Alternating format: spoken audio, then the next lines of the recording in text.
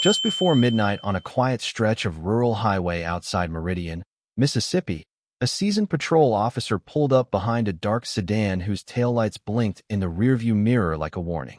The man inside, calm and composed, looked into his rearview with eyes that carried years of service and a lifetime of discipline, but he could never have guessed what was about to unfold. Officer John Harper had stopped cars like this for almost 2 decades, every night a mirror of the last, until now. He handed the man a citation that would change everything, unaware that what he held between his fingers wasn't just a ticket. It was the first chapter of a story that would go viral and shake his department to its core. Today I'm going to tell you the story of how one traffic stop, one moment of assumption, and one badge changed the course of a career and exposed deep questions about authority and identity that resonate far beyond this one stretch of road. Before we dive deeper, let us know in the comments where you're watching from. We'd love to hear from you, and don't forget to hit that subscribe button so you never miss any of our upcoming videos. Who was this man standing under the glare of flashing patrol lights, hands resting calmly at his sides while a uniformed officer barked commands into the humid southern night? Why did the officer escalate a routine stop into a public confrontation, raising his voice, stepping closer, making sure the small crowd gathering across the road could hear every word? And what exactly did he miss in those first crucial seconds that would later echo through his department, his career, and the national conversation around power and restraint? Was this just another roadside ego clash, the kind that plays out thousands of times a year across American highways? Or was it something much deeper rooted in assumption and authority? Was this racial profiling, shaped by perception before evidence? Was it personal, fueled by frustration after years on the force? Or was it the beginning of something far bigger than either man understood in that moment? Because buried in that glove compartment, resting beneath registration papers and a rental agreement, was something that would change everything. And the officer, certain he controlled the scene, had no idea that the quiet man he was trying to humiliate was measuring every word, every action, and every misstep with the patience of someone trained for moments exactly like this.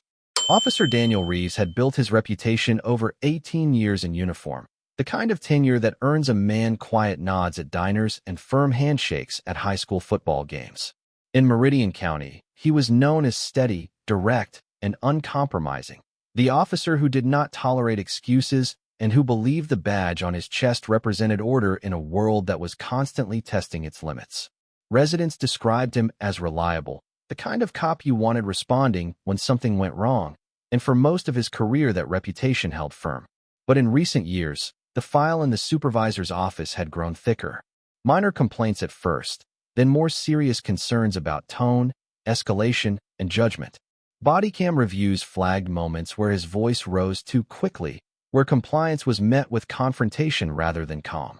He had recently been passed over for promotion, a decision that stung more deeply than he admitted, and colleagues noticed a shift in his posture and patience. Reeves believed respect was earned through control, and control, in his mind, meant dominance at every stop, every interaction, every exchange of authority on the roadside. Marcus Hill, on the other hand, did not look like a man searching for conflict. At 47, with a composed posture shaped by years in the Marine Corps, he carried himself with the quiet discipline of someone who understood hierarchy and restraint. He had recently transferred from Washington, D.C., officially for professional reasons that few in Meridian County would recognize, and he was driving a rental SUV registered out of state, the kind of detail that often draws attention during late-night patrols. Marcus spoke softly, choosing words carefully, rarely raising his tone even when addressed sharply. Those who knew him would describe him as observant to a fault, always scanning rooms, always noting exits, faces, patterns. He was not new to high-pressure situations, and he understood how quickly a misunderstanding could shift the balance of power in a single moment. But tonight, he chose not to reveal who he was. Instead, he complied, stepped out of the vehicle when instructed, and answered questions without hostility. At one point, he glanced down at his watch, not in impatience, but in quiet calculation, and then his eyes moved slowly across the growing number of bystanders recording on their phones. Because Marcus wasn't just passing through town. The stop began the way many roadside encounters do, with Officer Daniel Reeves approaching the driver's side window, and shining his flashlight through the glass, his voice firm and already edged with suspicion. He told Marcus Hill that he had been swerving, that the vehicle drifted near the line, that it warranted further inspection. Marcus listened without interruption, hands visible, posture steady. License and registration, Reeves demanded, his tone more command than request. Marcus retrieved the documents slowly, deliberately, careful not to make any sudden movements that could be misread. Reeves studied the out-of-state identification longer than necessary, his jaw tightening as he handed it back and instructed Marcus to step out of the vehicle. Marcus complied immediately. He did not argue, did not raise his voice, did not challenge the premise of the stop.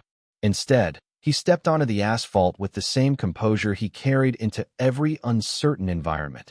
And as Reeves continued speaking, Marcus quietly noted the badge number displayed across the officer's chest, committing it to memory with practiced ease.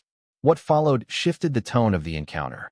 Reeves began to circle the rental SUV, pointing out imagined inconsistencies, speaking louder than required, making sure his authority filled the air.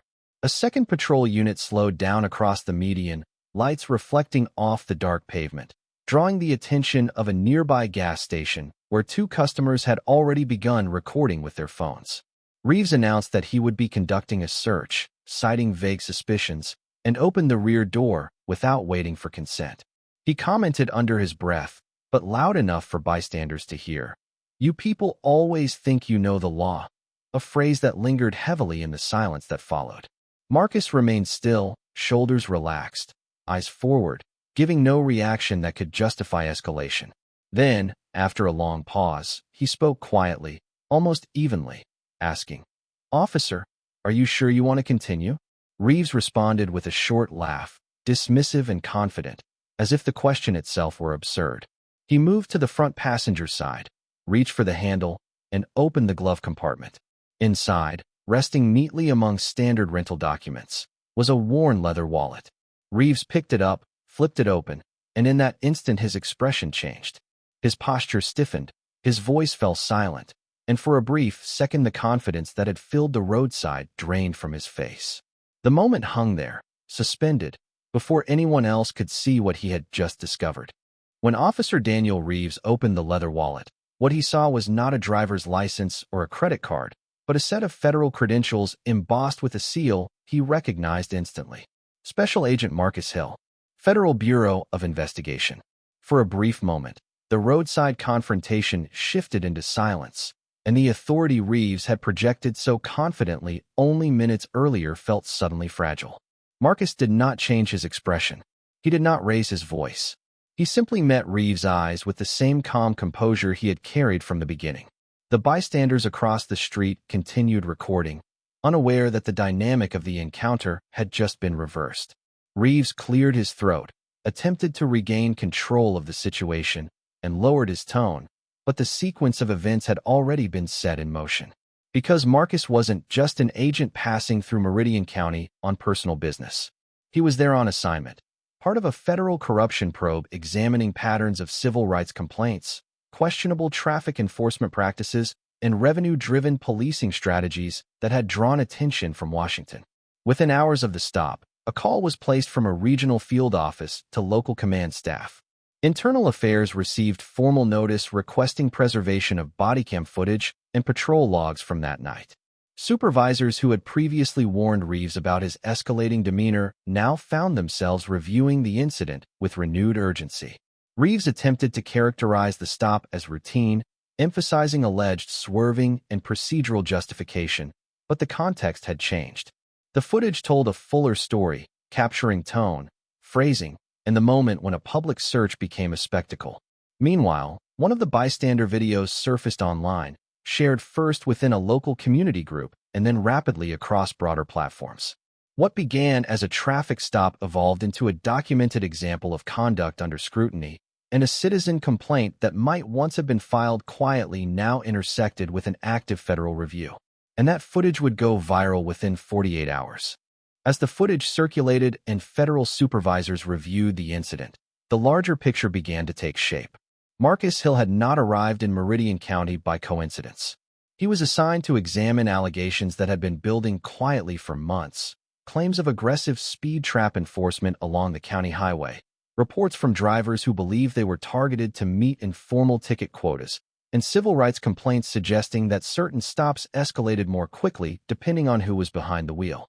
The investigation focused on patterns rather than isolated moments, comparing citation data, demographic breakdowns, and body cam transcripts across dozens of traffic stops. And in those internal summaries, Officer Daniel Reeves' name appeared more than once.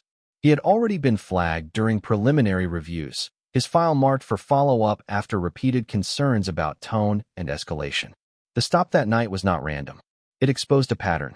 Within days, Reeves was placed on administrative leave pending review, a standard procedure but one that carried unmistakable weight inside a small department. The chief announced a formal evaluation of roadside enforcement practices, acknowledging public concern without assigning blame publicly. Local media outlets picked up the story, framing it as a collision between federal oversight and local policing culture. Community forums debated whether the incident represented systemic issues or individual misjudgment.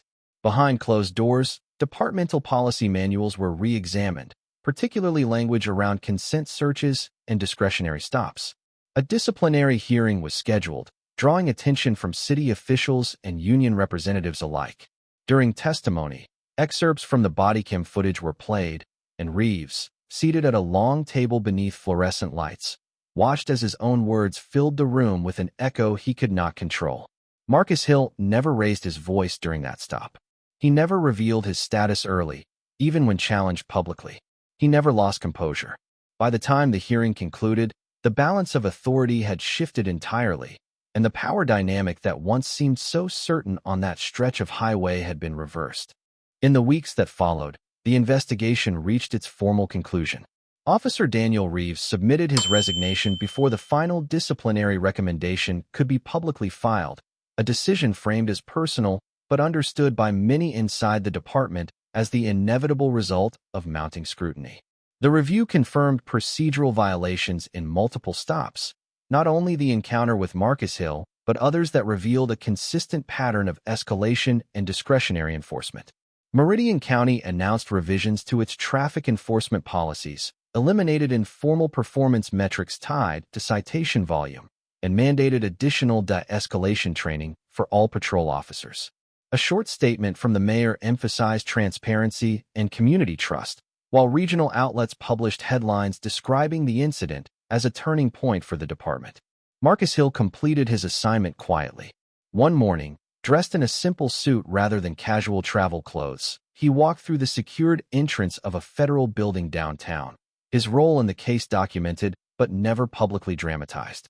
At the same time, Reeves cleared the last items from his desk, removing framed commendations and patrol photos that once symbolized pride in service. Authority without accountability becomes arrogance, and arrogance makes blind men of powerful people. The story that began on a quiet stretch of highway ended not with shouting or spectacle, but with reform, resignation, and reflection. If you were in that situation, would you have kept your composure?